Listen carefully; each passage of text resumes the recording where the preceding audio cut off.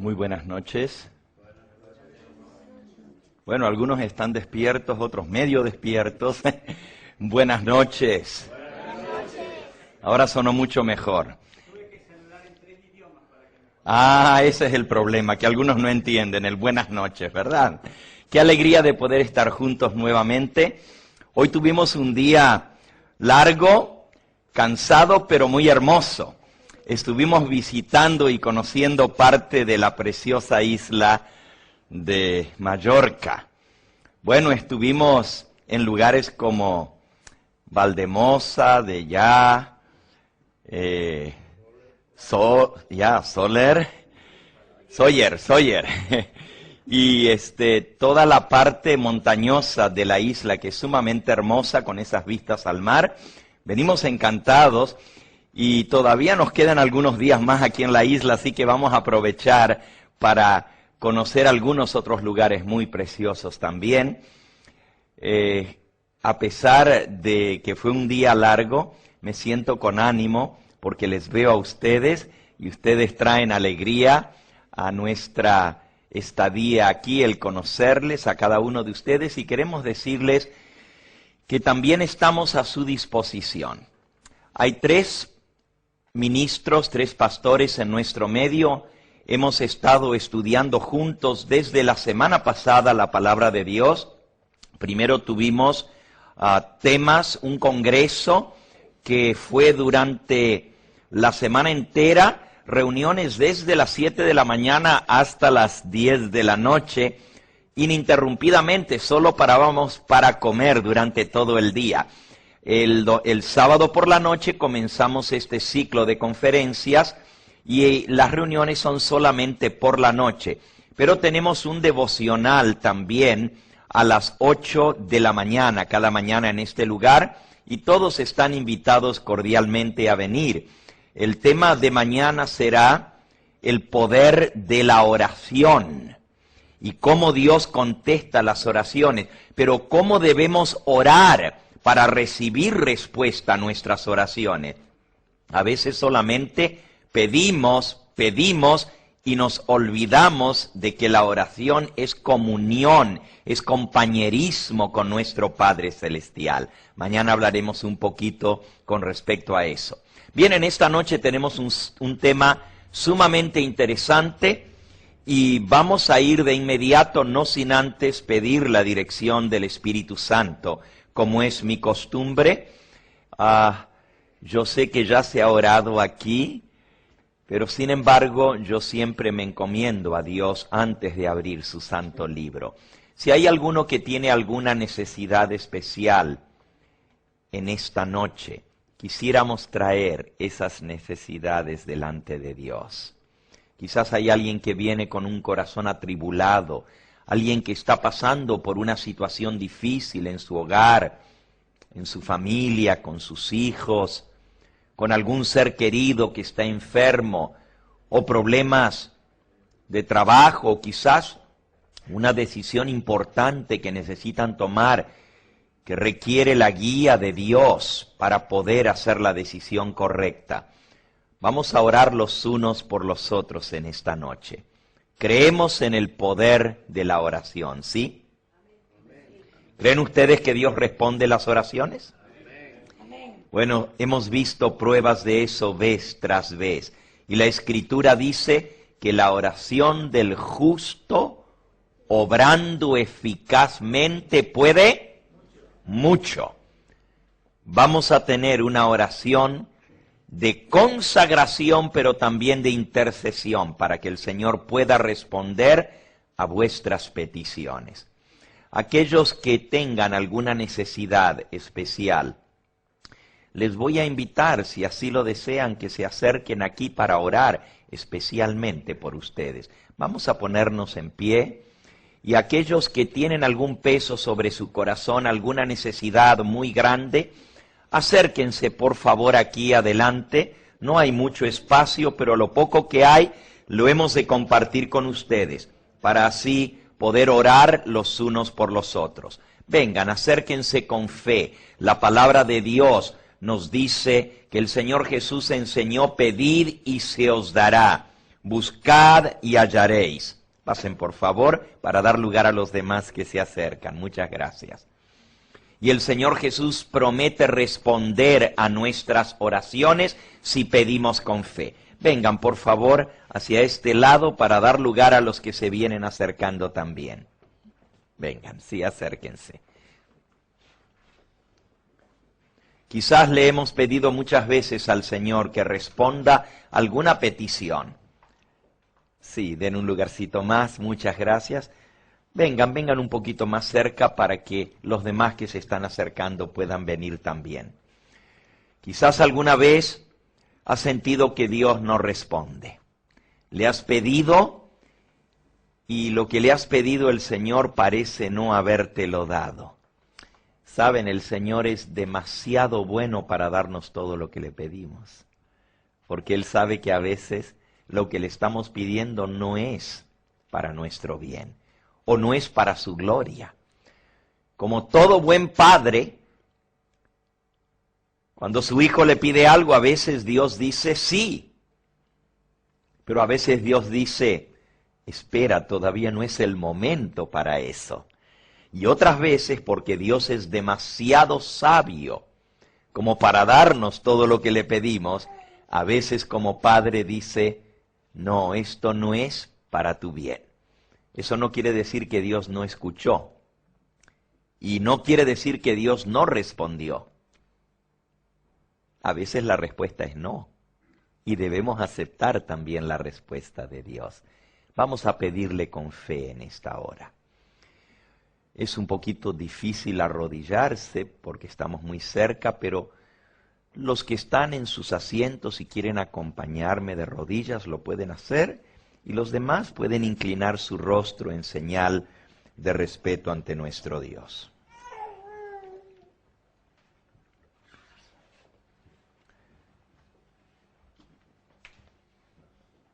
Amante Padre y Dios, en esta hora venimos agradecidos contigo porque tú eres bueno y para siempre es tu misericordia. Te damos gracias por el privilegio de llamarte Padre nuestro y de saber que tenemos un intercesor en el santuario celestial, a Jesucristo, el Hijo de Dios, que traspasó los cielos, entró detrás del velo y ahora intercede por nosotros. Gracias porque tenemos un sacerdote que puede compadecerse de nuestras debilidades, ya que fue tentado en todo según nuestra semejanza, pero sin pecado. Gracias porque a través de Jesús podemos venir confiadamente al trono de la gracia. Y en esta hora venimos a presentarte nuestras necesidades. Son muchas, Señor. Estamos en un mundo de pecado, aquejados por las distintas circunstancias que nos rodean. Pero reconocemos, Señor, que a veces no son las circunstancias a nuestro alrededor lo que trae lo malo, sino es nuestra falta de fe y confianza en ti. Aumenta nuestra fe para creer que con Cristo todo es posible. Ayúdanos a confiar en ti como Padre amante que te preocupas por cada uno de tus hijos. Aquí hay personas que han pasado al frente porque tienen necesidades muy grandes en su vida. En algunos hay vacíos, Señor, que solamente tú puedes llenar. Quizás alguno se ha sentido defraudado por la persona que más amaba. Quizás hay alguien aquí que está sufriendo algún abuso, alguna cosa difícil de soportar en su vida. Señor, puede ser que haya alguien aquí que está enfermo, que tiene un ser querido que está enfermo. Extiende tu mano, Señor. Pon tu mano sanadora sobre ellos y dales la sanidad para gloria y honra de tu nombre. Y nosotros te daremos a ti la gloria. Padre Santo, responde cada necesidad según la medida de fe que haya en cada corazón. Y ayúdanos a poder confiar más y más en ti, sabiendo que pidiendo hemos de recibir y tú anhelas que te pidamos. Te gozas en que tus hijos hablen contigo y te presenten sus necesidades. Hijos hablen contigo y te presenten sus necesidades. Gracias, Señor, porque también tenemos la certeza de que tú estás con nosotros hoy, según la promesa de tu palabra que dice, donde están 2 o 3 reunidos en tu nombre, allí estarás tú en medio de nosotros. Atiende a cada necesidad y danos tu paz, danos tu perdón, danos tu justicia, que al levantarnos de nuestras rodillas podamos saber ciertamente de que nuestro caso está puesto en las manos de un abogado que nunca ha perdido un solo caso, en las manos de nuestro amante y benigno Salvador, tu Hijo Jesucristo. Y al abrir ahora tu libro, me encomiendo a ti, para que seas tú quien nos hables a través de tu palabra. En el nombre precioso de Jesús lo pedimos. Amén, Señor. Amén. Que el Señor les bendiga y les dé los pedidos de vuestro corazón.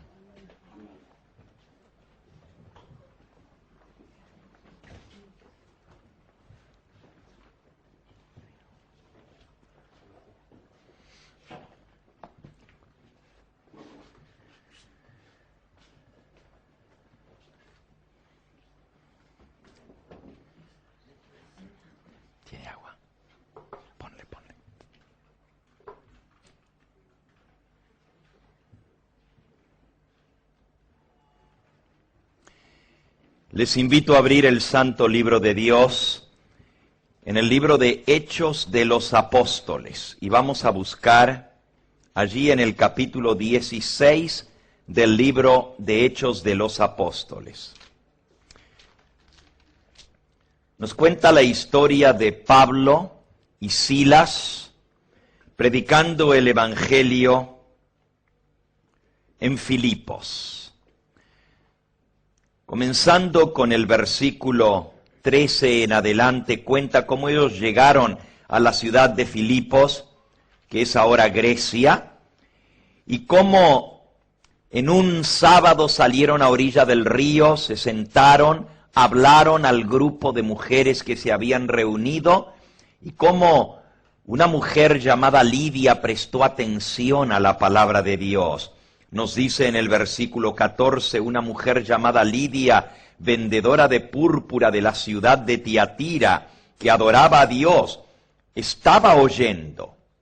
Y el Señor abrió el corazón de ella para que estuviese atenta a lo que San Pablo decía. Y cuando fue bautizada y con ella su familia, nos rogó diciendo, si habéis juzgado que yo sea fiel al Señor, entrad en mi casa y posad, y nos obligó a quedarnos. Y mientras íbamos hacia la oración, nos salió al encuentro una muchacha que tenía espíritu de adivinación, la cual daba grande ganancia a sus amos adivinando. Esta, siguiendo a Pablo y a nosotros, daba voces diciendo, estos hombres son siervos del Dios Altísimo, quienes os anuncian el camino de salvación. Claro, debemos entender que como esta muchacha tenía espíritu de adivinación, estaba poseída por un espíritu maligno. Un ángel caído había tomado posesión de su cuerpo y él era el que adivinaba a través de ella. Y Dios bendijo a sus siervos para poder expulsar el demonio que la dominaba. El plan del diablo era que se perdiese la credibilidad en el ministerio de Pablo y sus compañeros, porque una mujer como esta, que era una divina, una psíquica, estaba diciendo que ellos eran siervos de Dios. Entonces la gente decía, deben ser de lo mismo. Y de esa manera se perdería la credibilidad en el ministerio del apóstol San Pablo. Dice que la muchacha hacía esto muchos días. Y esto desagradó a Pablo. Al principio él no le prestó atención. Pero finalmente, dice el versículo 18, Pablo se volvió y dijo al espíritu que poseía esta muchacha: te mando en el nombre de Jesucristo que salgas de ella. Y el espíritu salió de ella en aquella misma hora. Pero viendo sus amos que había salido la esperanza de su ganancia, prendieron a Pablo y a Silas y los trajeron al foro ante las autoridades, y presentándolos a los magistrados dijeron: estos hombres, siendo judíos, alborotan nuestra ciudad, enseñan costumbres que no nos es lícito recibir ni hacer, pues somos romanos. Y se agolpó el pueblo contra ellos, y los magistrados, rasgándoles las ropas, ordenaron azotarles con varas. Después de haberlos azotado mucho, hasta que su espalda estaba hecha trizas y sangrando, los echaron en la cárcel, mandando al carcelero que los guardase con seguridad, el cual, recibido este mandato, los metió en el calabozo de más adentro y les aseguró los pies en el cepo. Pero a medianoche, orando, Pablo y Silas cantaban himnos a Dios y los presos los oían. Qué hermoso testimonio, ¿verdad? Podrían haber estado tristes por la golpiza que recibieron. Podrían haber estado diciendo: Señor, si estamos predicando tu evangelio y tu verdad, ¿por qué has permitido esto? Somos tus siervos. Pero en lugar de eso, sabían que Dios tenía un propósito para sus vidas, aún en la cárcel, y cantaban himnos de alabanza a Dios, y los presos los oían. Pero miren lo que sucedió. De pronto, versículo 26, sobrevino de repente un gran terremoto, de tal manera que los cimientos de la cárcel se sacudían, y al instante quedaron abiertas todas las puertas, y las cadenas de todos se soltaron. Las cadenas estaban atadas a la pared, y al rasgarse la pared quedaron sueltos los cerrojos. Despertando el carcelero y viendo abiertas las puertas de la cárcel, sacó la espada y se iba a matar, pensando que los presos habían huido. La ley romana decía que si un carcelero dejaba escapar un preso, lo pagaba con su vida. Él dijo: no voy a esperar a que me maten, mejor me quito la vida yo. Han huido todos los presos, no uno. Mas Pablo clamó a gran voz, pegó un grito, diciendo: no te hagas ningún mal, que todos estamos aquí. Entonces él, pidiendo luz, pues era la medianoche, se precipitó adentro y temblando se postró a los pies de Pablo y Silas. Encontró a Pablo y Silas rodeado por todos los presos. En lugar de huir, habían ido, ahora que estaban libres, a ver quiénes eran los que cantaban a medianoche en forma tan hermosa que había tocado sus corazones. Y ahí estaban los presos en torno a Pablo y Silas. Este hombre rudo, un carcelero, como normalmente son los carceleros, no pudo creer lo que veía. Él ya había escuchado la predicación de Pablo el día anterior. Ya el Espíritu de Dios estaba trabajando en el corazón de este hombre. Y ahora, al ver este grandioso milagro, se echó a sus pies, temblando. Se postró a los pies de Pablo y Silas, y sacándolos fuera les dijo: Señores, ¿qué debo hacer para ser salvo? Miren qué pregunta. ¿Qué debo hacer para ser salvo? Si tú no crees que esta es la pregunta más importante que jamás crees que esta es la pregunta más importante que jamás pueda hacer un ser humano, entonces no entiendes lo que es la vida, lo que es la oportunidad de estar en este mundo y lo que es la eternidad. Esta es la pregunta más importante que se puede hacer el ser humano. ¿Qué debo hacer para ser salvo? ¿Y qué respondió el apóstol? Bueno, vamos a ver, antes de ver la respuesta que está en el versículo que sigue, lo que enseña Catecismo de Doctrina Cristiana, publicado en 1977 en la página 241. Este es el Catecismo de Doctrina Cristiana. Dice así, página 241. La Iglesia Católica sostiene y afirma ser la única iglesia verdadera. No nos sorprende esta declaración porque Benedicto XVI acaba de hacer la misma declaración hace unos meses atrás. Pero sigue diciendo el Catecismo, y por ser la única iglesia verdadera, es el único instrumento constituido por Dios para proporcionar la salvación a los hombres. Como dijera San Gregorio Magno, no hay salvación fuera de la Santa Madre Iglesia. Según el Catecismo, para ser salvo hay que ir a recibir la salvación en la Santa Madre Iglesia, fuera de la cual no hay salvación.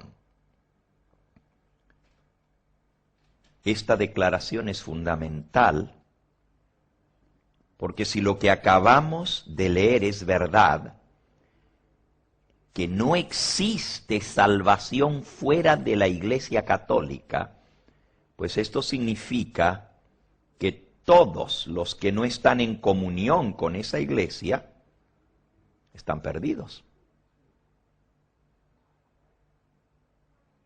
¿Por qué razón no hay comunión ni no hay salvación fuera de la Santa Madre Iglesia Católica? Continúa diciendo el mismo Catecismo, la salvación solo se consigue mediante la administración de los sacramentos, es decir, signos sensibles de la gracia, instituidos por nuestro Señor Jesucristo para santificarnos. Es por lo tanto obvio que aquellos que no reciben los sacramentos a través de la administración de un sacerdote debidamente constituido, y que estos sacramentos no sean recibidos por una persona en pleno uso de fe, están fuera del alcance de la salvación. No pueden ser salvos sin recibir los sacramentos. Según lo que acabamos de leer, si una persona no recibe los sacramentos de manos de un sacerdote, no puede tener la salvación. Y continúa diciendo, en referencia a los sacramentos, el Catecismo, los sacramentos confieren gracia ex opere operate. Esa es una expresión latina que quiere decir por sí mismos operan la salvación. En otras palabras, sigue diciendo el mismo Catecismo, no lo estoy explicando yo. En otras palabras, los sacramentos no son solo símbolos, sino que poseen una fuerza intrínseca, una virtud en sí mismos, conferida por Dios para producir la gracia que lleva a la salvación. Para ser salvos hay que recibir los sacramentos dados por un sacerdote. Si tú vienes de un contexto católico, eso significa que a través del sacramento tú recibes la gracia mediante la cual la persona alcanza la salvación.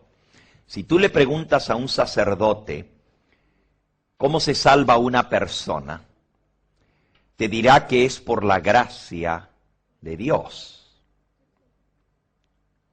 La Biblia dice que la salvación es por gracia y no por obras. Efesios, capítulo 2 y versículo 8. Porque por gracia sois salvos. ¿Cómo somos salvos? Por gracia. Sois salvos por medio de la fe, y esto no de vosotros, pues es don de Dios, no por obras para que nadie se gloríe. Bueno, la Biblia declara que la salvación es por gracia y no por obras. Y si tú le preguntas a un sacerdote, correctamente te contestará que la salvación es por gracia.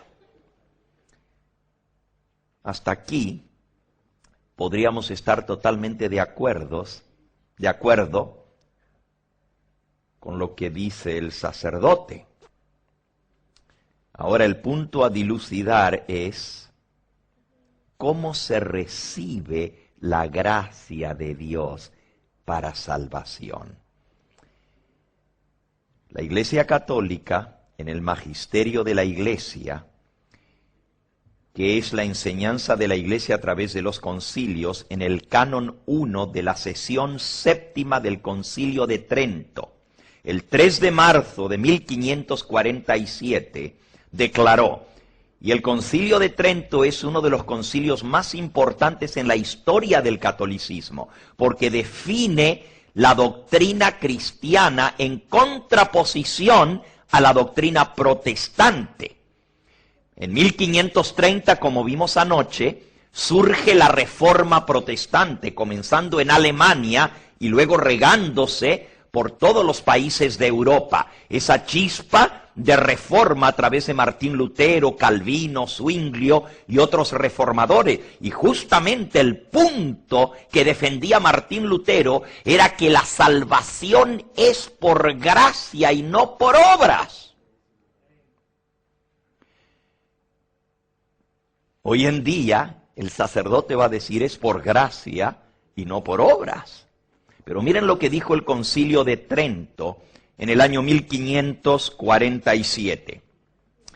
Si alguno dijere que se puede recibir gracia sin la administración de los sacramentos de la nueva ley, y si alguno dijere que esos sacramentos no fueron instituidos todos por nuestro Señor Jesucristo, y que son exactamente 7.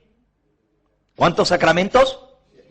7. A saber, bautismo, confirmación, Eucaristía, penitencia, extrema unción, orden sagrado y matrimonio. Si alguno declara que uno de estos no es verdadero y propiamente un sacramento, y si alguno declara que no se recibe la gracia para salvación a través de un sacramento, sea anatema y maldito. Así que según la Iglesia, la gracia se recibe a través de los sacramentos. Y claro, para poder oficiar en un sacramento se necesita ser un sacerdote ordenado. La Iglesia Católica enseña que la salvación es por los sacramentos, que ellos son los que confieren la gracia mediante la cual podemos ser salvos. Según esto, una persona se salva recibiendo el bautismo, recibiendo la confirmación, recibiendo la Eucaristía, recibiendo la penitencia cuando la persona peca y confiesa en la confesión su pecado, y recibiendo la extrema unción al morir con su pecado, y recibiendo la extrema unción al morir, recibe gracia para ser salvo. Para la Iglesia Católica los sacramentos se dividen en tres clases. Número 1, los absolutamente necesarios para la salvación. Si tú no recibes uno de estos sacramentos, no puedes ser salvo. Y esos sacramentos indispensables son el bautismo, la penitencia y la Eucaristía. Luego están los necesarios. Primero los absolutamente necesarios, sin los cuales no hay salvación. Luego los necesarios, es decir, se puede ser salvo aún sin recibir estos, que son la confirmación y la extrema unción. Y los opcionales o voluntarios que ayudan para la salvación, pero que no son necesarios para la salvación, pero que confieren gracia para ser salvos, son el matrimonio y el orden sagrado. El orden sagrado es algún voto que tome la persona para ser sacerdote, monje o monja. Más fácil salvarse si es sacerdote, más fácil salvarse si es monje o monja, aunque no es necesario para la salvación.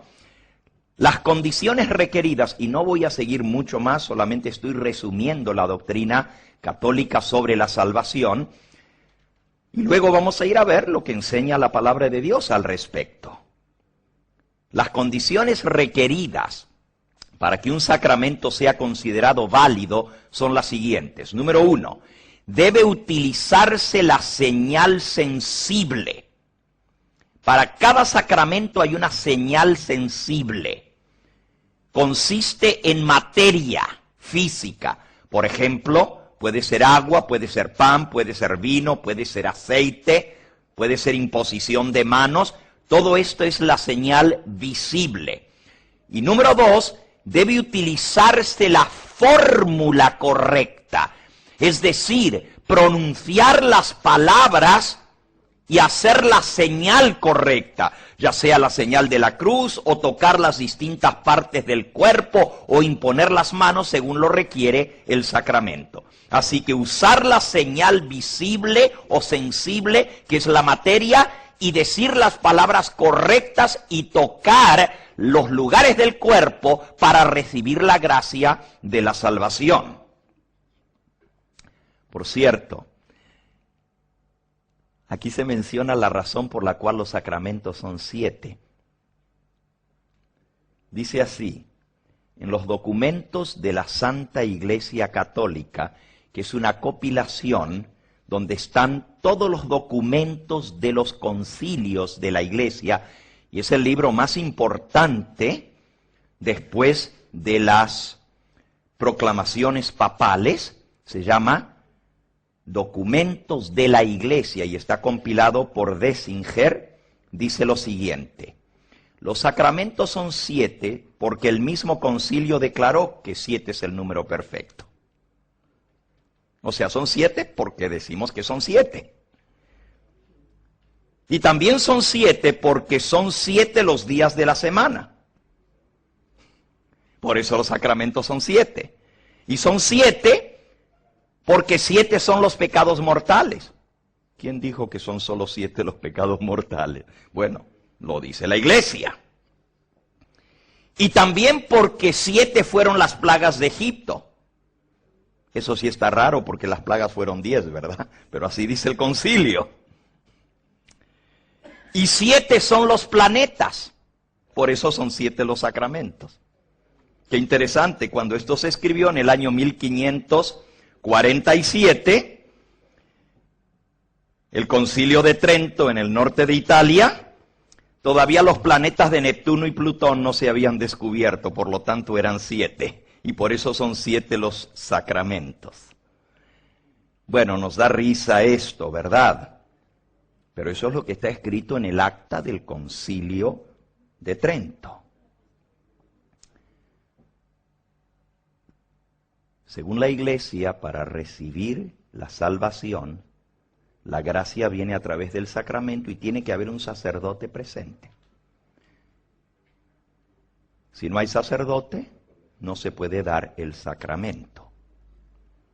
¿Qué pasa si un niño muere sin ser bautizado? No recibió el sacramento indispensable, que es el bautismo, uno de los sacramentos indispensables.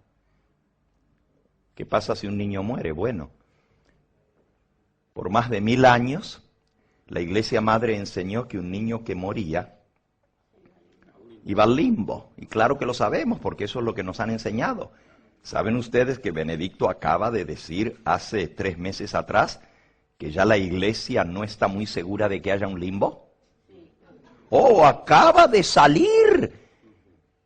Yo estoy suscrito al noticiero que viene directamente del Vaticano. Cada día recibo un informe y allí salió la noticia y ha salido por los periódicos también. Tengo copias de los periódicos donde dice que ya la Iglesia no está muy segura si hay un limbo, porque esta doctrina ha traído mucha vergüenza a la Iglesia.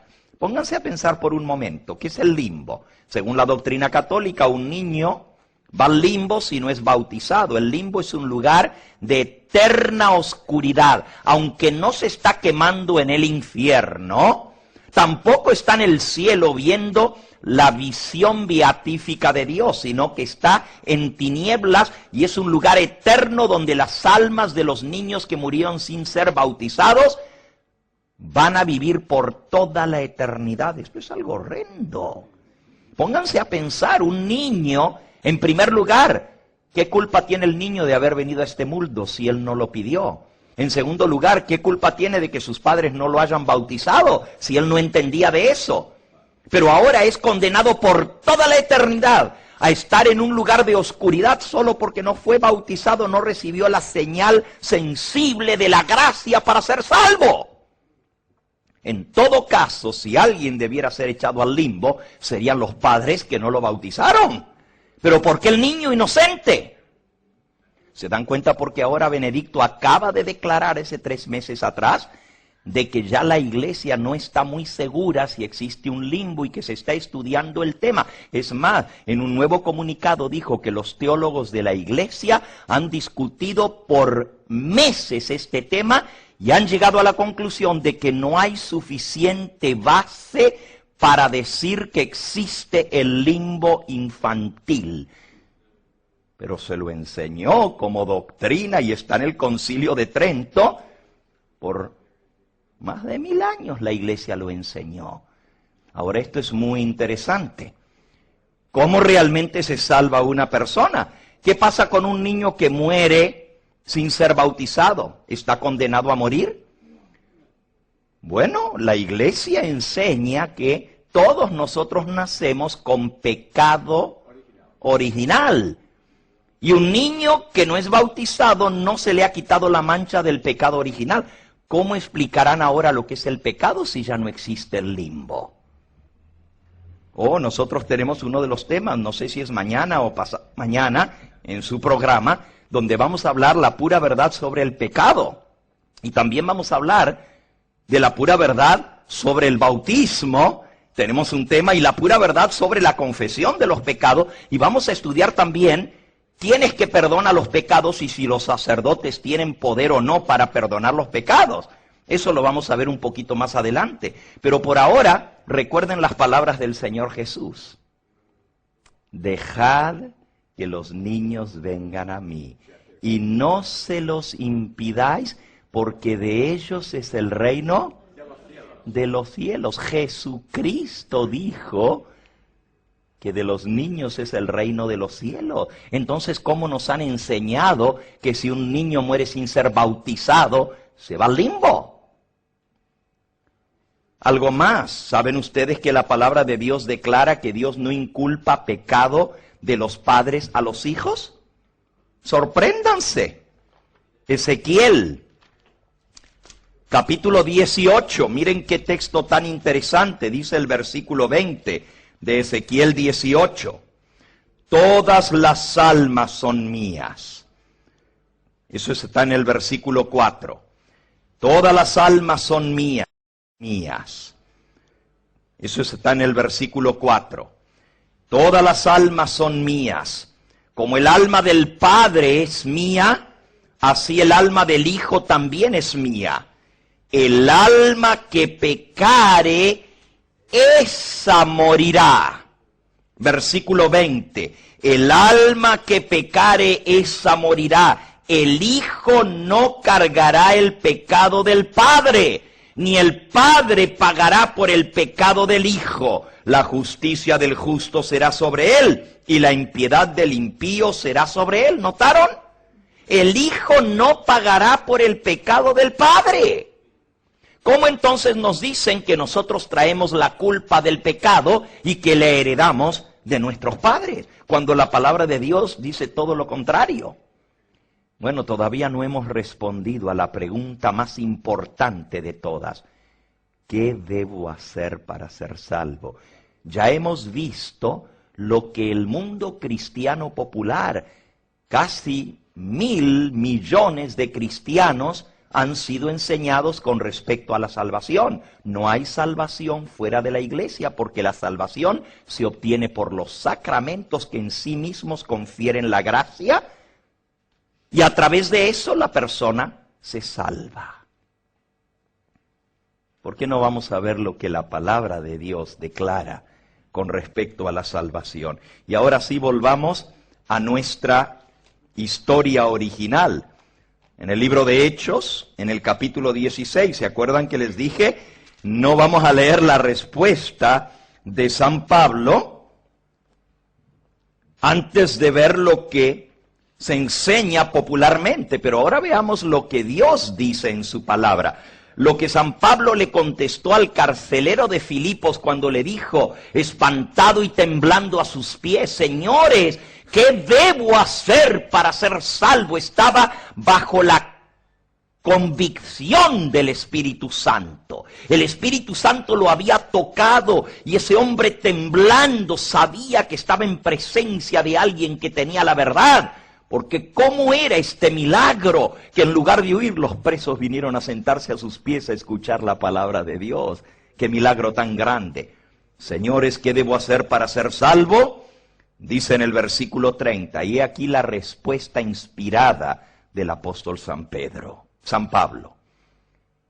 Pablo y Silas le dijeron, cree en el Señor Jesucristo y serás salvo, tú y tu casa.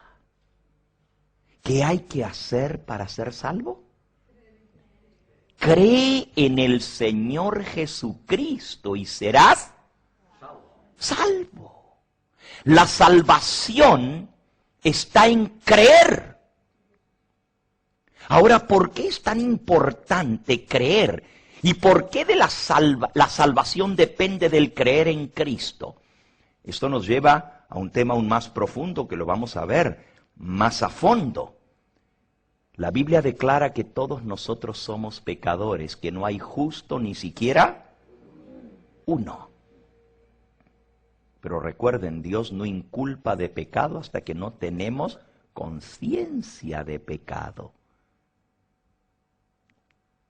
Repito, Dios no inculpa de pecado hasta que yo no sé lo que es bueno y lo que es malo, porque no puedo ser culpado de algo que no entiendo. ¿Cómo un niño puede ser culpado de pecado si todavía no entiende ni siquiera la palabra pecado, ni lo que es bueno ni lo que es malo? Recién cuando entendemos, dice el apóstol Santiago en capítulo 4 y versículo 17 de Santiago, al que sabe hacer lo bueno y no lo hace, le es pecado. El pecado está en saber hacer lo bueno y no hacerlo. Pero si yo no lo sé, no me puede Dios culpar de algo que no sé.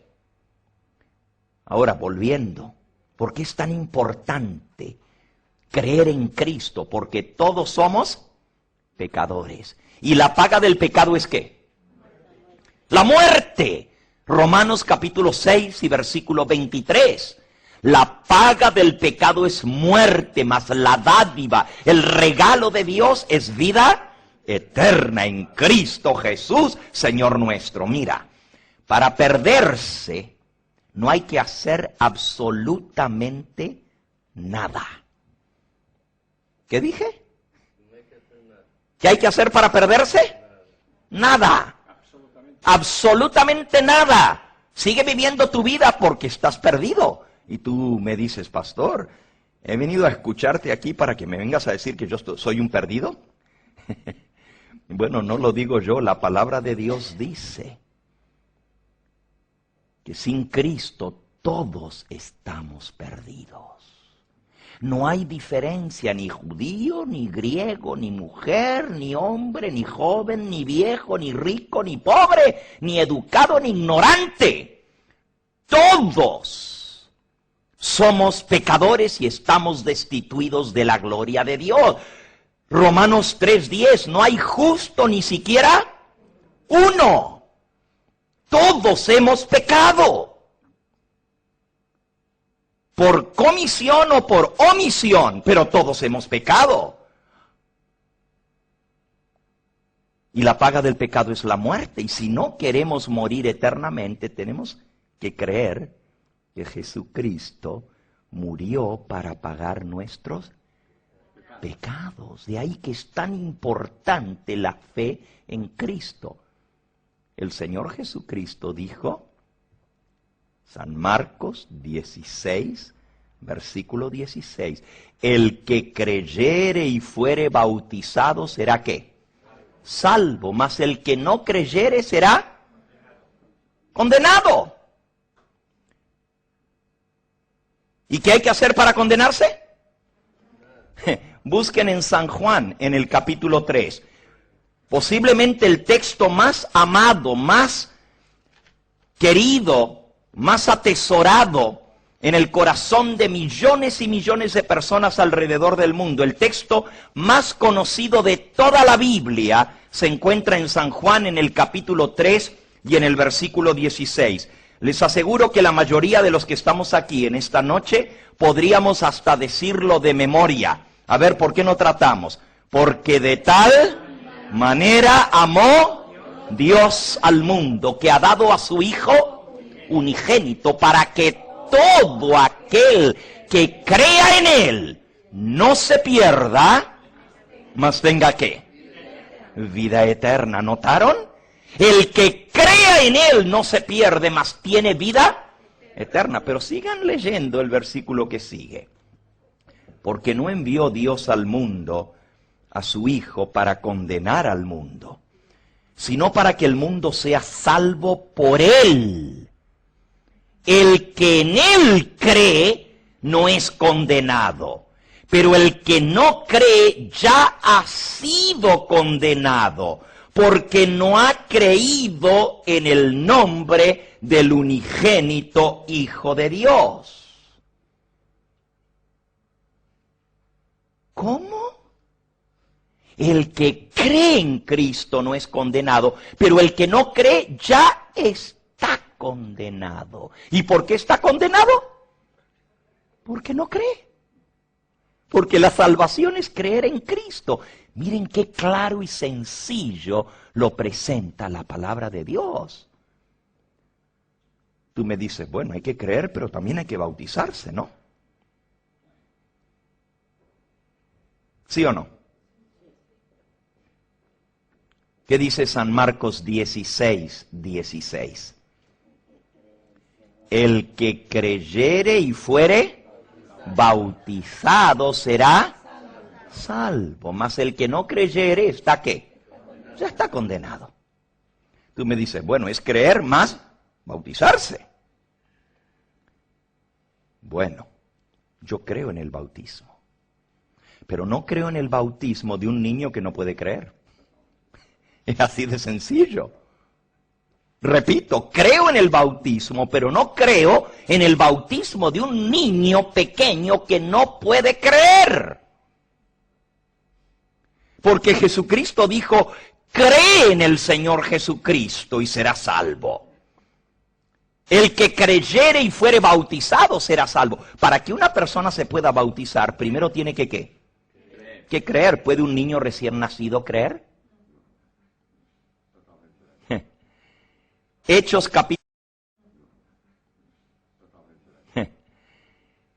capítulo 2 y versículo 38.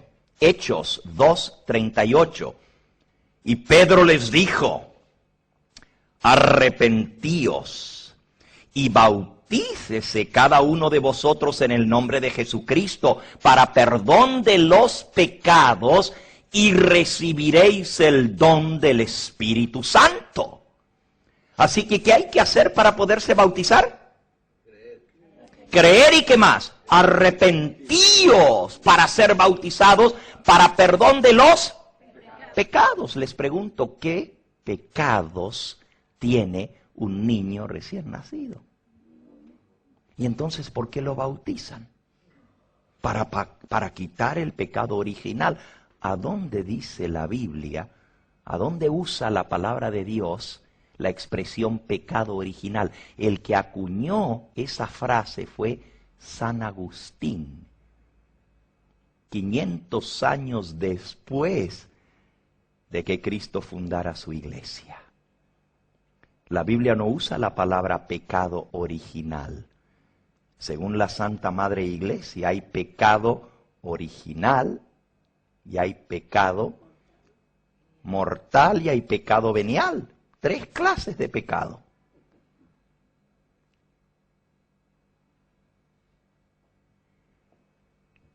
¿Por qué es tan importante creer? Porque sin el sacrificio de Cristo no hubiera salvación. Ahora escuchen bien. ¿El bautismo es necesario para ser salvo? ¿Sí o no?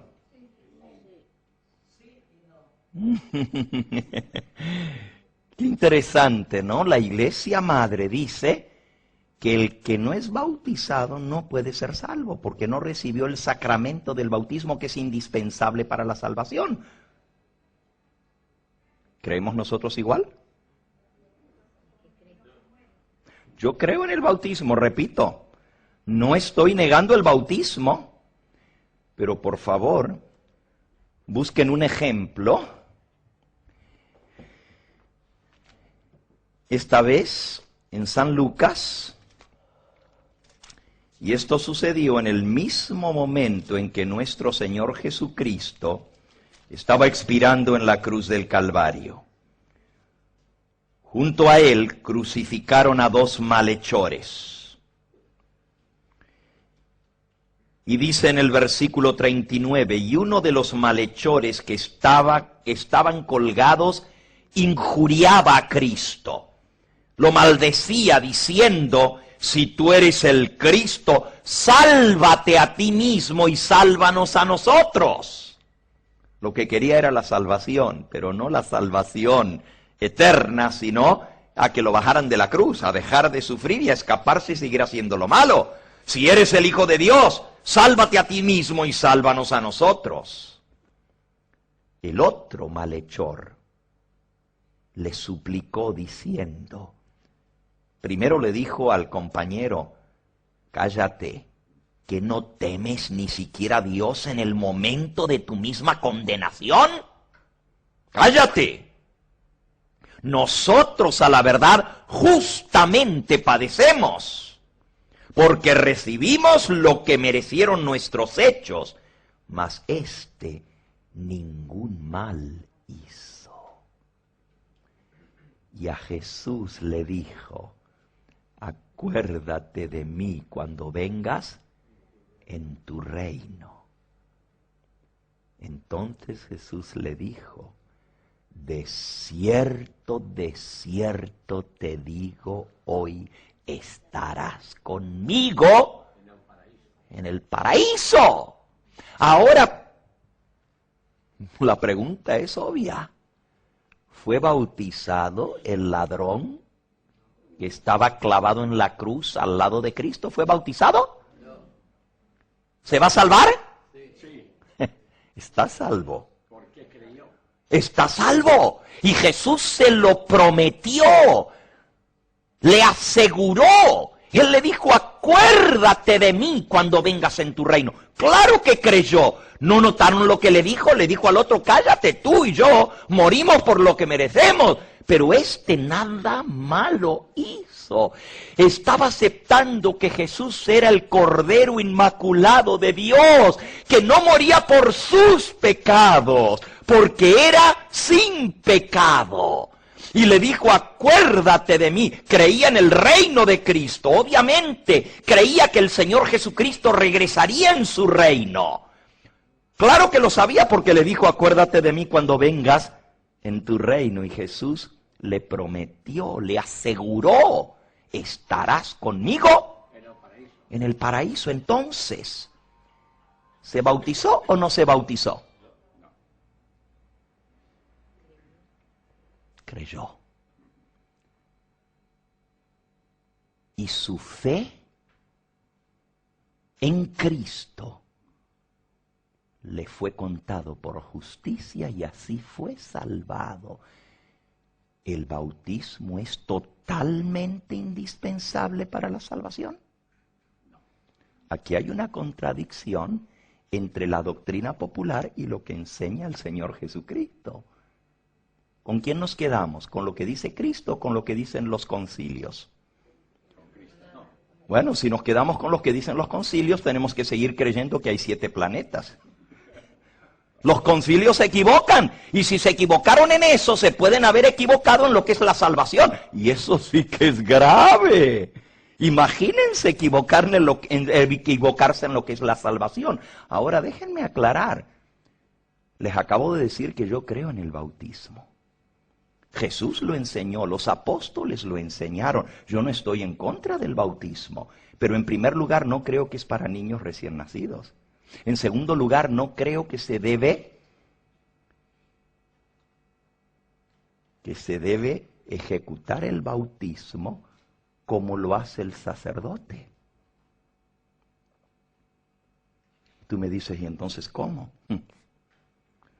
Según lo que acabamos de leer, tiene que tener la señal de la cruz, tiene que tocarle las partes del cuerpo y utilizar el agua bendita, salpicarla, asperjarla y ponerle sal en la lengua. Y entonces el niño está bautizado. ¿A dónde en la Escritura encontramos eso? En ese bautismo no puedo creer, lo respeto, ojo. No estoy condenando a nadie ni estoy diciendo que el que lo practicó de esa manera y fue bautizado, pues que le hicieron una desgracia o una maldición. No. Respeto la fe de tus padres, la fe de tus abuelos, pero solamente te digo que no es lo que enseña la palabra de Dios. Y es tan importante el tema del bautismo que hemos de tomar una conferencia entera para explicar este tema. Pero solo te digo que el bautismo no te salva. Y tú dices, ¿cómo? Te lo repito, el bautismo no te salva. Quien te salva es Cristo. Y Jesucristo murió y derramó su sangre en la cruz del Calvario para poderte perdonar los pecados. Mira, la paga del pecado no es el bautismo. La paga del pecado no es el arrepentimiento, por más importante que éste sea. La paga del bautismo no es la penitencia. ¿Saben ustedes que el 99% de los católicos creen que sus pecados no son perdonados si no hacen la penitencia por el pecado? En otras palabras, no es solo confesarlo. Hay que hacer la penitencia. De alguna manera tengo que pagar, sufragar por lo que he hecho. De alguna manera tengo que hacer compensación por lo malo que he hecho. Y entonces he de hacer penitencia para que Dios me perdone. Esto no es lo que enseña la palabra de Dios. Y a esto fue lo que Martín Lutero se rebeló. Cuando él iba de rodillas subiendo la escala santa en Roma, le vino a su mente aquel pasaje de San Pablo, tan claro como un relámpago en su ser, en su conciencia, que le decía: el justo por la fe vivirá. Y que le decía: el justo por la fe vivirá. Y se levantó de la escala santa porque él estaba haciendo penitencia por su pecado. Y le habían enseñado como buen sacerdote que si él subía de rodillas la escala santa, iba a recibir indulgencias o perdón por su pecado. Pero la palabra de Dios dice que el único que pagó por nuestros pecados es Jesucristo. Déjame darte un ejemplo. Imagínate que un hombre perverso, un desquiciado, tomara a tu hija, o si no tienes hija, imagínate a tu propio hijo, lo raptara. Tu hijo pequeño, 10, 11 años, o tu hija de 11, 12 años, y se lo lleva a la fuerza, y lo tiene cautivo, y lo viola consecutivamente, lo abusa sexualmente, y finalmente lo mata. Tú dices: esto es muy trágico. Bueno, ojalá que nunca nos pase, pero pasa continuamente estas cosas, ¿saben? Pues imagínate que ese hombre es aprehendido, va a la cárcel, y estando en la cárcel condenado a morir por lo que hizo. Yo sé que hoy en día no pagan con la muerte un acto de violación. Antes así era, ya no. Pero estoy dando un ejemplo solamente para que entendamos lo que es que somos perdonados por Cristo y no por la penitencia. Imagínate que el hombre está condenado a morir y tú dices: finalmente se hizo justicia. Pero al correr el tiempo, mientras él espera su condena, algo va pasando en tu propio corazón y dices: bueno, aunque él muera, mi hijo o mi hija no la puedo traer de vuelta. Pero mi hijo o mi hija era creyente en Cristo. Y a pesar de todo lo que pasó, se aferró, estoy seguro, al Señor Jesús, porque esa era su fe. Y murió confiado en Cristo. Está salvo, alabado sea su nombre. Pero este pobre hombre, este criminal, va a morir sin fe, sin esperanza, sin Dios. Y comienza tu conciencia a hablarte y de pronto sientes como que Dios mismo te está hablando y te dice: haz algo por este hombre. Y tú dices: Dios mío, ¿cómo? ¿El mismo hombre que mató a mi hijo? Y pasan los días y la voz te sigue diciendo: haz algo por este hombre. Moriría sin salvación, tú eres salvo. Tu hijo o tu hija que murió era salva. Pero este hombre se va a morir sin oportunidad de salvación. Y finalmente, tú decides ofrecer tu vida a cambio del malhechor. Que él salga libre y yo pago su deuda. El día que el hombre sale libre, tú entras a la cárcel a pagar su condena. Se encuentran en la cárcel. Y tú lo miras a la cara y le dices: ¿sabes por qué estás saliendo libre? Y el hombre te responde: pues creo que tan malo no debo ser, por algo me soltaron. Y tú le vuelves a preguntar: ¿sabes por qué estás saliendo libre? Pues yo creo que no hice tanto malo.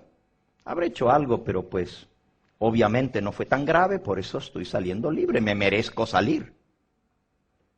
¿Te imaginas la bofetada que eso sería? Cuando tú estás dando tu vida para alguien que todavía se cree suficientemente bueno. A veces nosotros creemos que Dios nos perdona porque nosotros somos buenos, hacemos penitencia, confesamos nuestros pecados y por eso Dios nos perdona. Déjame decírtelo, no hay nada que el hombre pueda hacer para meritar el perdón. La palabra de Dios declara que el perdón es un regalo de Dios. Y la palabra gracia no es algo que viene a través de un sacramento, según la Biblia, sino es un don inmerecido, un regalo de Dios que está basado en los méritos de aquel que dio su vida por nosotros en la cruz del Calvario para que tú y yo podamos ser perdonados. Es cierto que la salvación es gratis. Es cierto que no cuesta nada, así lo dice el apóstol San Pablo. Mira Romanos capítulo 3. Romanos capítulo 3 nos dice en el versículo 23, porque todos pecaron y están destituidos de la gloria de Dios, siendo justificados gratuitamente por su gracia. Ahí está explicando lo que es la gracia. Somos perdonados, justificados gratuitamente. ¿Saben cómo se dice gratuitamente en latín? Gratia. Gratia, de ahí viene gracia, de la misma raíz. Gracia es algo completamente gratuito. Yo no puedo hacer nada para meritarlo. Somos justificados gratuitamente por su gracia, mediante la redención que es en Cristo Jesús, a quien Dios puso como propiciación por medio de la fe en su sangre, para manifestar su justicia, a causa de haber pasado por alto en su paciencia los pecados pasados, con la mira de manifestar en este tiempo su justicia, a fin de que Él sea justo y el que justifica al que es de la fe de Jesús. ¿Dónde pues está la jactancia? ¿Queda excluida? ¿Por cuál ley? ¿Por la de las obras? No, sino por la ley de la fe. Concluimos pues que el hombre es justificado por la fe sin las obras de la ley. Aquí dice que Dios nos perdona gratuitamente, pero escuchen, aunque la salvación y el perdón es gratis para nosotros, a Dios le costó un precio infinitamente grande. A Dios le costó el precio más grande que jamás se haya pagado en todo el universo: la sangre y la vida preciosa de su unigénito Hijo. Dios entregó a su Hijo, de tal manera amó Dios al mundo que dio a su Hijo unigénito. Dios lo dio. Yo no sé quién más sufrió, si sufrió más el Hijo o sufrió más el Padre. Muchos de ustedes han visto la película La Pasión de Mel Gibson, ¿verdad? Yo la vi y les digo que en la escena cuando lo estaban azotando, literalmente se me hizo como una bola dura dentro de mi estómago, y con cada azote más y más y más, todo mi ser gritaba por dentro: ¡basta, basta, Dios mío, basta!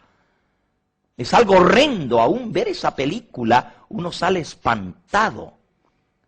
Y saben, eso no captó ni siquiera un mínimo de lo que Cristo sufrió. Y tú dices, ¿fue peor que eso? Mel Gibson no pudo captar lo que fue su angustia y su sufrimiento de su alma, de saber que el pecado era tan ofensivo a los ojos de su Padre, que él creía que literalmente estaba dando su vida para siempre y que nunca más vería el rostro de su padre. Eso fue lo que le causó ese grito de agonía en la cruz. Dios mío, ¿por qué me has desamparado? ¿Por qué me has dejado solo? Yo no sé quién sufrió más, si fue el hijo. Claro. Yo no sé quién sufrió más, si fue el hijo. Claro. Lo azotaron, le destrozaron su espalda, le clavaron la corona de espinas, le hicieron cargar su cruz. Horadaron sus manos y sus pies. Fue terrible la tortura, pero nada de eso fue tan grande como su sufrimiento espiritual, emocional de cargar nuestros pecados. Lo abofetearon, lo escupieron, lo golpearon, le taparon los ojos, le dieron una trompada y dijeron: si eres el Hijo de Dios, adivina quién te pegó. Y un soldado le dio vuelta a la cara de una trompada, dice la Biblia, y luego le escupió en el rostro, y la saliva sucia y maloliente de ese soldado, esa saliva asquerosa de un cobarde, porque Jesús tenía las manos atadas y ni siquiera pudo enjugarse la saliva sucia de su barba que le chorreaba. Todo eso lo soportó por ti, por mí. Pero ¿quién sufrió más? El Padre estaba viendo a su Hijo. Nosotros como seres humanos daríamos cualquier cosa por evitar el sufrimiento de un hijo.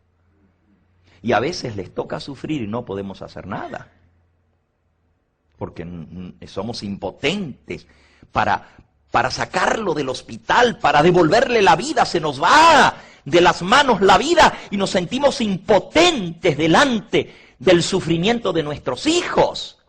Pero el Dios del cielo tenía todo el poder. Él, con solo haberlo pensado, podría haber simplemente chasqueado su dedo y haber terminado el sufrimiento de su hijo. Es más, podría haber hecho desaparecer no solo la raza humana, no solamente la cruz, podría haber hecho desaparecer el planeta Tierra con solo pensarlo y haber dicho: basta ya, no vale la pena. Mira cómo los mismos hombres que él vino a redimir lo están tratando. Su pueblo escogido gritando: crucifícale, y burlándose cuando pendía de la cruz. El Padre vio la saliva sucia y maloliente chorreando en su Hijo y tenía el poder de parar toda esa farsa. Y sin embargo, lo aguantó por tu salvación y la mía, porque dice San Pablo que a través de eso Dios manifestó su justicia. Dios no podía pasar por alto el pecado, porque el pecado es lo que trae lo terrible en el universo, destruye la armonía, destruye la paz. Y si Dios pasa por alto el pecado, si Dios excusa el pecado, entonces no hay gobierno, no hay ley, no hay fundamento para la paz y la seguridad en el universo. Por eso Dios tenía que castigar el pecado, pero lo castigó sobre su propio Hijo. Por eso dice que por haber pasado por alto los pecados de nosotros, tenía la mira de manifestar su justicia al descargar sobre su Hijo la ira y usarlo como propiciación por el pecado. Déjame decírtelo claramente: si Cristo no hubiera muerto, no importa cuántas veces pidieras perdón, no importa cuánto lloraras y te arrepintieras, no importa si te bautizaras 10, 20, 30 veces, no habría salvación para la raza humana a menos que Cristo hubiera pagado la deuda del pecado en la cruz del Calvario. Esa es la realidad. Y eso es lo que tú y yo necesitamos entender, que la salvación no es un acto jurídico, no es un acto mágico mediante el cual yo recibo una agüita y con eso ya estoy limpio y ahora ya tengo derecho a la salvación. Y no me estoy burlando. Dije agüita en comparación con el verdadero bautismo, que es mucha agua. Porque el bautismo que se practica hoy en día es con una agüita, esparciendo un poquito de agua en la cabeza y dicen que ya están bautizados. ¿Saben lo que significa la palabra bautizar? En griego la palabra significa sumergir completamente. Bueno, me estoy adelantando, eso lo vamos a ver cuando veamos la verdad sobre el bautismo. El verdadero bautismo y cómo debe ser hecho, porque es un símbolo. Pero repito, ni el bautismo te salvaría de no ser porque Cristo pagó la deuda. Esto es tan importante, por eso el apóstol dijo, cree en el Señor Jesucristo y serás salvo. Por eso hemos leído, el que en Él cree, no es condenado. Para ser salvo necesito creer. Y sabes, no hay otra manera de salvación. La salvación no viene por la iglesia, y no estoy en contra de la iglesia, repito. Dios estableció una iglesia para predicar su verdad, para proclamar su evangelio, para anunciar al mundo las buenas nuevas de salvación, las buenas nuevas del reino, que Jesucristo ha de reinar por los siglos de los siglos. Dios estableció la congregación de los salvados en esta tierra para proclamar esa verdad. No estoy en contra de esto. Pero la iglesia, la congregación no te salva, la religión no te salva. No hay una sola religión debajo de la faz de la tierra que te pueda salvar. La salvación se consigue solamente en Cristo. Leámoslo. Hechos, capítulo 4. Y ya ha transcurrido el tiempo. Y tenemos que ir terminando. Hechos capítulo 4 nos dice en el versículo 7 en adelante. Pedro y Juan son llevados ante el concilio de la iglesia, los dirigentes de la nación, para interrogarlo que con qué poder él había sanado un hombre. Imagínense hasta dónde llegó el odio que había contra este mensaje.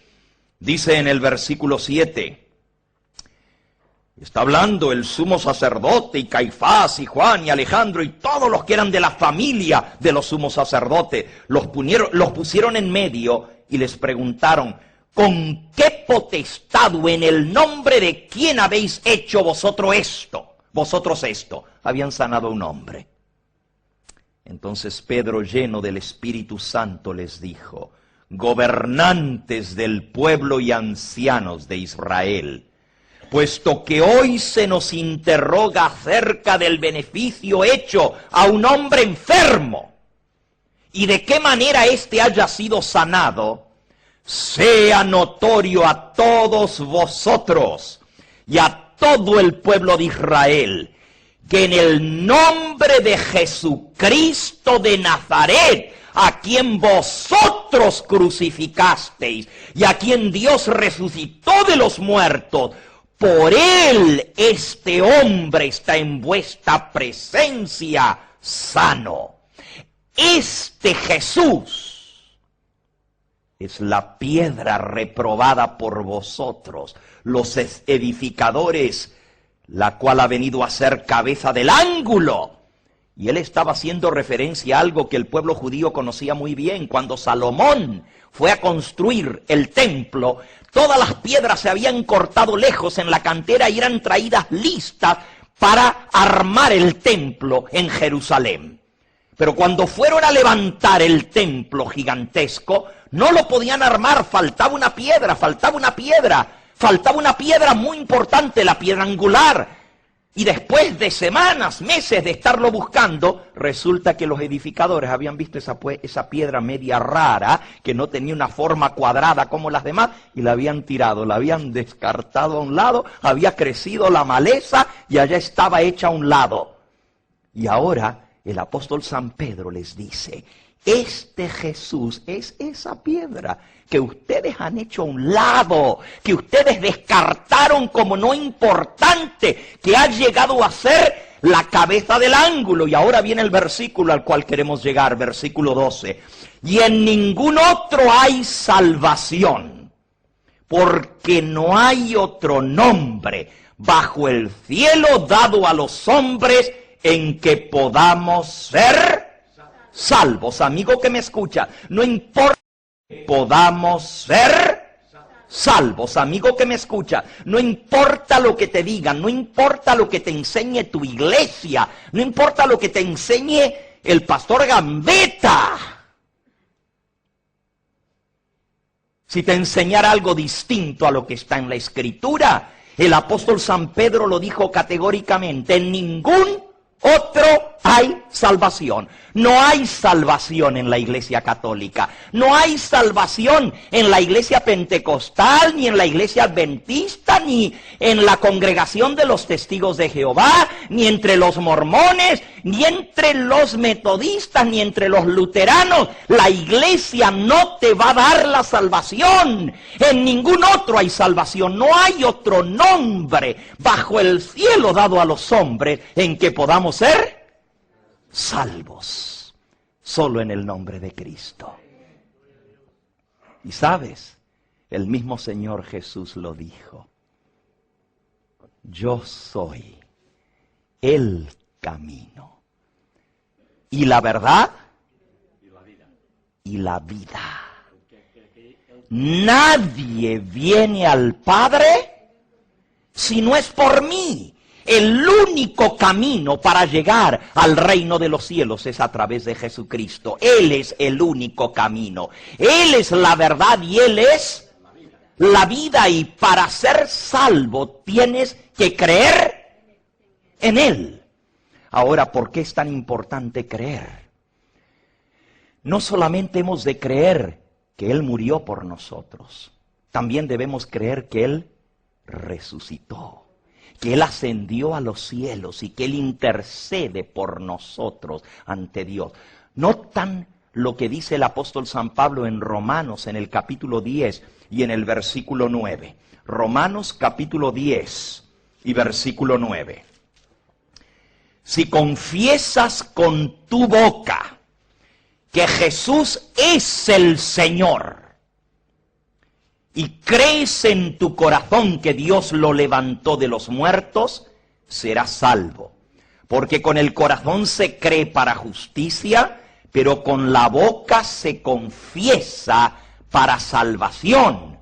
Pues la Escritura dice: todo aquel que en Él creyere no será avergonzado, porque ya no hay diferencia ni entre judío ni griego, pues el mismo que es Señor de todos es rico para con todos los que le invocan, porque todo aquel que invocare el nombre del Señor será salvo.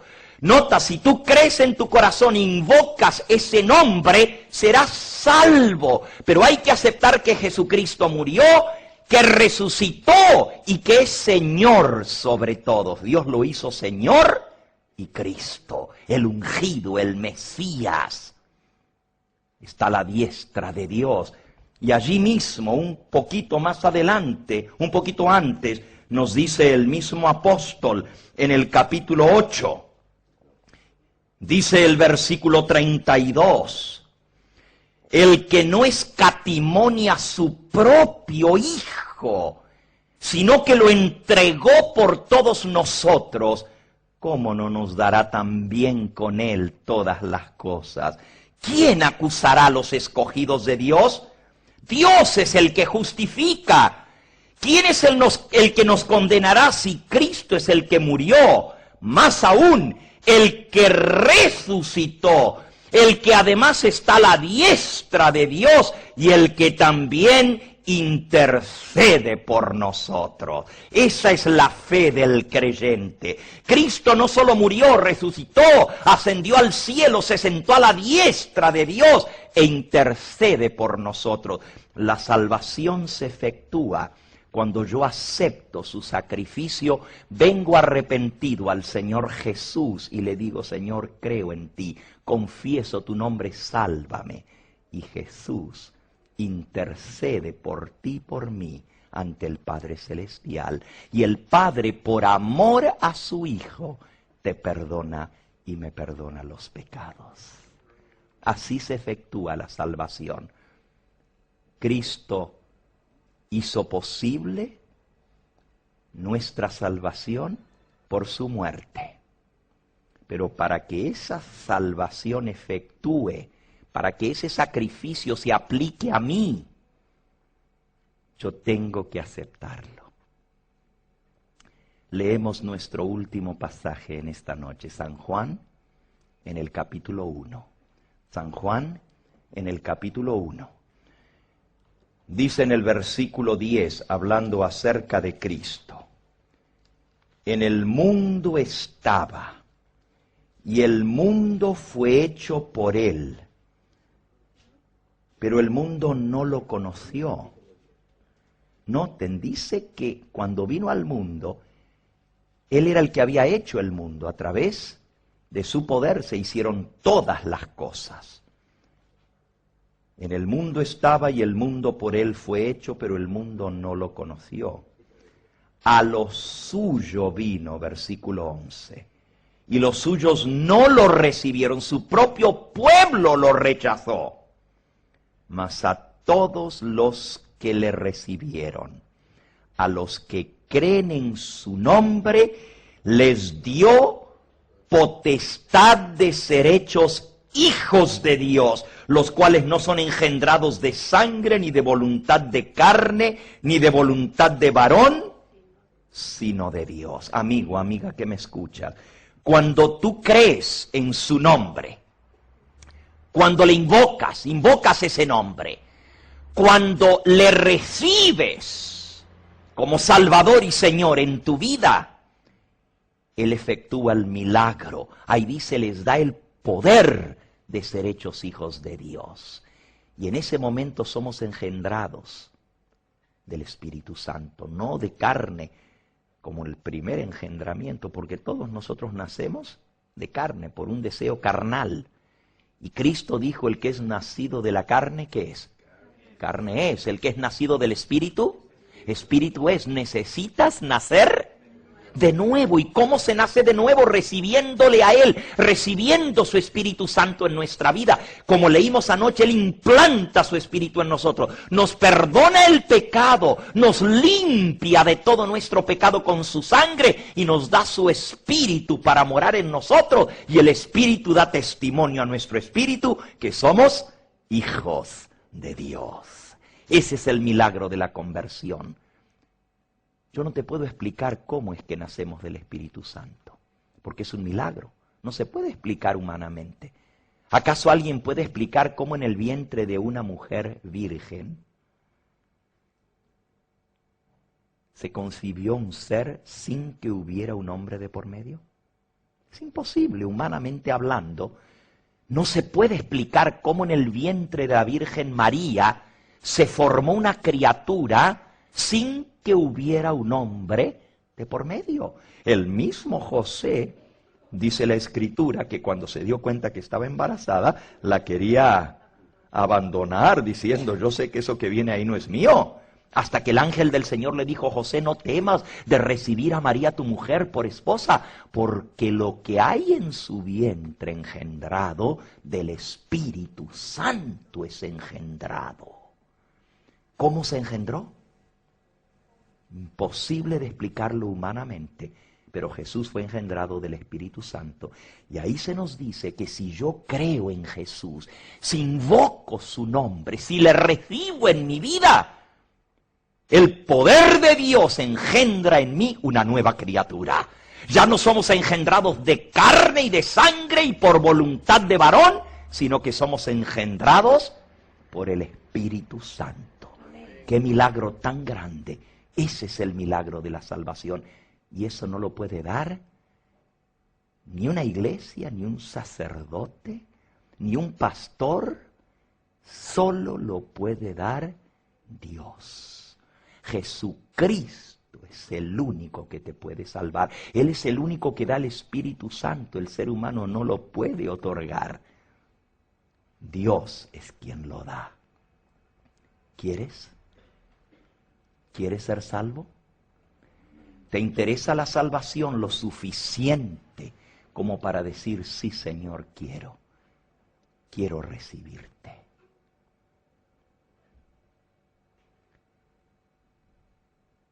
En el año 1955, un hombre fue echado en la cárcel. Un hombre fue echado en la cárcel por haber matado a su mejor amigo. Fue enjuiciado y encontrado culpable. Le había quitado la vida. Fue condenado a la cadena perpetua, no. Fue condenado a la pena capital. Esto sucedió en el estado de California, cuando todavía estaba en vigencia la pena capital. Mientras el hombre esperaba su ejecución, muchas personas se interesaron en interceder por este hombre. No era un hombre criminal de carrera. Le había quitado la vida a su mejor amigo en un juego de naipes. Jugando en una mesa, se enojó, bajo los efectos del alcohol, sacó su pistola, le disparó y lo mató. Mucha gente le pidió al gobernador de California que le perdonara, que indultara esa falta. Comenzaron a llegar cartas a la oficina del gobernador de California, pidiendo que le diera el indulto. El gobernador las iba metiendo en una canasta al lado de su escritorio hasta que finalmente se le llenó la canasta. Y cuando ya tenía tantas cartas, porque la noticia cundió por todas partes, salió en los periódicos, lo que más le impresionó al gobernador fue una carta que recibió de la misma viuda del hombre que había sido muerto. Y le decía al gobernador, señor gobernador, ya murió un hombre. Ya 2 hijos quedaron sin padre. No hace falta que otros 3 niños queden sin padre. Por favor, perdone a este hombre. La misma viuda le estaba pidiendo el indulto. El gobernador se interesó, estudió el caso, vio los antecedentes y decidió él mismo firmar la carta del indulto. Escribió la carta, se la colocó dentro de su traje, en la bolsa de adentro, y se dirigió hacia la prisión de mayor seguridad donde estaba el joven. Cuando entró por el pasillo, este estaba en la celda de más adentro, al final. Le habían avisado que alguien venía a verlo, y él estaba esperando la visita. Cuando lo vio venir, lo confundió con un ministro religioso. El gobernador venía vestido de traje de corbata, traía un maletín en la mano, venía vestido de negro, y él pensó que era un ministro religioso, y de allá le gritó, por favor, no quiero hablar con usted, váyase. Joven, le dijo el gobernador, te traigo buenas noticias, déjame hablar contigo. Por favor, ni se moleste, ya tuve bastante religión en mi casa cuando era chico.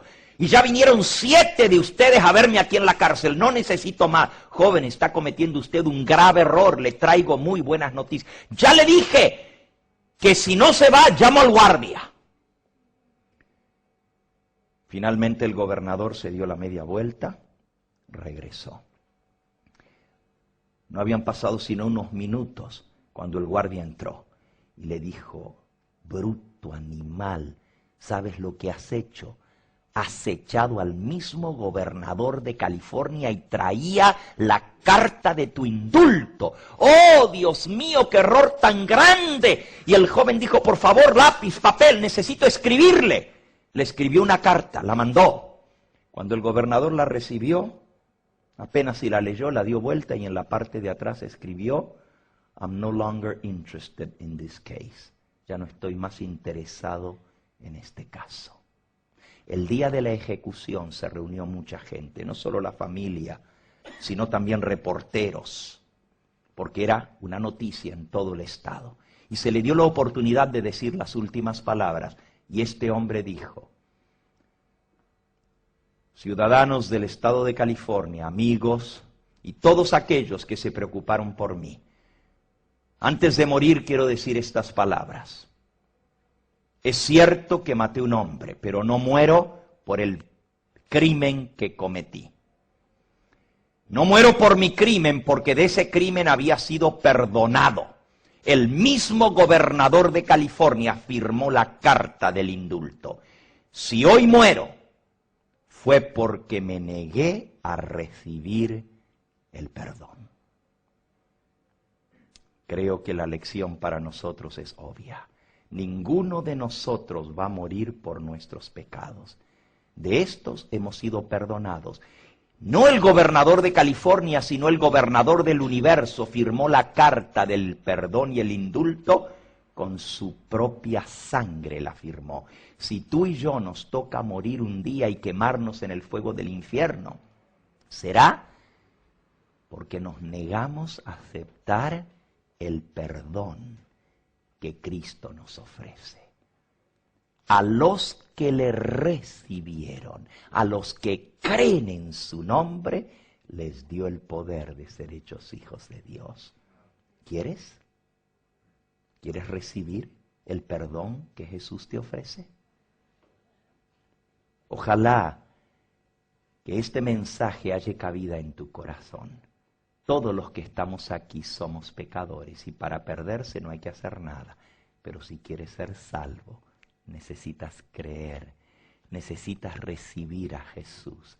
Necesitas decirle: Señor, creo en ti, creo en tu nombre, creo en tu poder, acepto tu palabra y te recibo. Entra en mi vida y límpiame, sáname, sálvame, Señor, porque no me quiero perder. Y el apóstol dice: serás salvo tú y tu casa. ¿Quieres que tu familia se salve? ¿Quieres un día ver el rostro de Cristo cara a cara? Pues entonces necesitas aceptar el perdón que Él te ofrece. Yo sé que hay muchos aquí que ya una vez en su vida hicieron esta decisión de aceptar al Señor Jesús. ¿Quisieras tú dar testimonio en esta hora para que los demás que están aquí y no han tomado esa decisión vean? ¿No fue esa la decisión más importante y la más hermosa que tomaste en tu vida? ¿Cuántos de los que están aquí una vez dijeron: Señor, creo en ti, confieso tu nombre, y le aceptaron y a través de eso nacieron de nuevo? ¿Cuántos de los que están aquí han experimentado el nuevo nacimiento? Alabado sea el nombre del Señor. De aquellos que no levantaron su mano, ¿quisieras tú ser uno de aquellos que también pueden decir: yo acepté a Cristo y por eso soy salvo? ¿Quieres? Jesús nunca llamó a nadie en secreto a seguirle. A todos los que Él llamó fue públicamente. Y Él te dice hoy: sígueme. Yo morí por ti. Yo di mi vida. Tú me perteneces. Te reclamo. Mi sangre te reclama porque yo pagué la deuda de tu pecado. ¿Quieres? ¿Cuántos de los que están aquí quieren decir: Pastor, yo soy esa alma? Yo sé que Cristo me está hablando a mí. No importa que hayas recibido, entre comillas, los sacramentos, si no recibes el sacramento más grande, que es el Dios hecho carne, no serás salvo. Necesitas recibir a Cristo para tu salvación. ¿Quisieras en esta hora recibir al Señor Jesús? ¿Cuántos de los que están aquí quieren decir: Pastor, yo soy esa alma? El que creyere y fuere bautizado será salvo. Anoche tuvimos una hermosa oración aquí por aquellos que aceptaron al Señor. Más de 20 personas pasaron aquí adelante porque quieren nacer de nuevo, quieren prepararse para tomar ese paso del bautismo.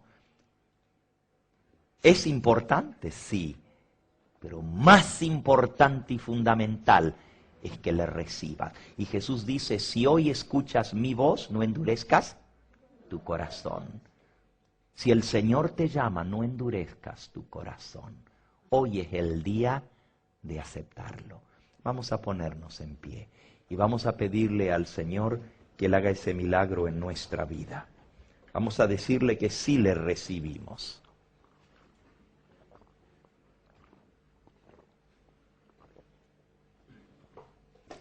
¿Hay alguien aquí en esta noche que quiere decir, pastor, ore especialmente por mí?